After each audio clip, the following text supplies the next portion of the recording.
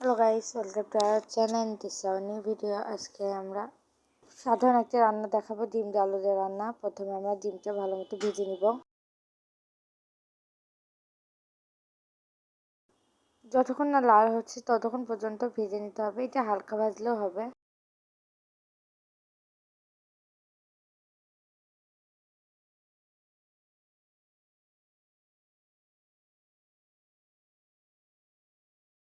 এই তো আমাদের ডিম ভাজা কমপ্লিট। এবার ডিমটা আমরা তুলে নেবো একটা বাটির মধ্যে।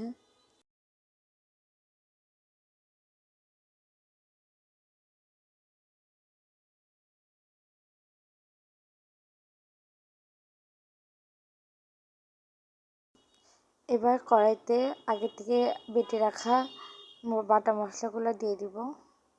দিয়ে এটা ভালো করে কষিয়ে নিতে হবে।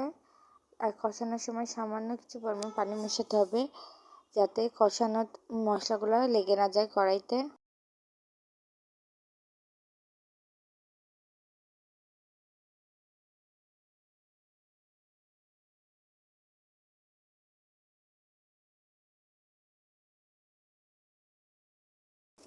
এই তো আমাদের মশলা কষানো কমপ্লিট হয়ে গেছে।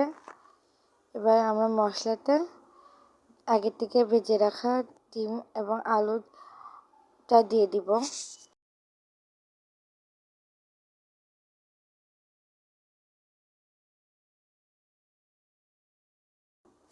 আলুটা আগে থেকে কেটে রাখা হয়েছে, এটা ভাজা হয়নি, শুধু কেটে রাখা হয়েছে।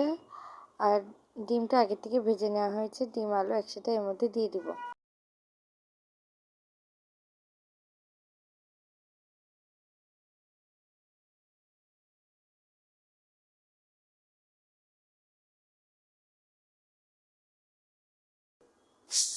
এতে একটু সামান্য কিছু পানি যোগ করব, যাতে এটা সিদ্ধ হয়ে যায় ভালোভাবে।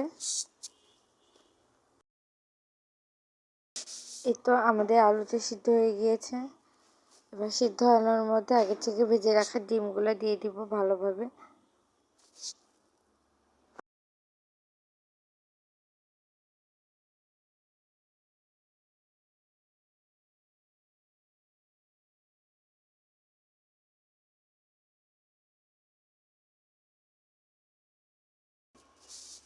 এবার তরকারিতে ঝোল দিয়ে দিতে হবে। যে যেটুকু পরিমাণ ঝোল পছন্দ করেন তরকারিতে, সেই ততটুকু ঝোলের জন্য পানি দিবেন। আমাদের মোটামুটি ঝোল রাখা হয়েছে, এই জন্য আমরা একটু বেশি পরিমাণে পানি দিয়েছি।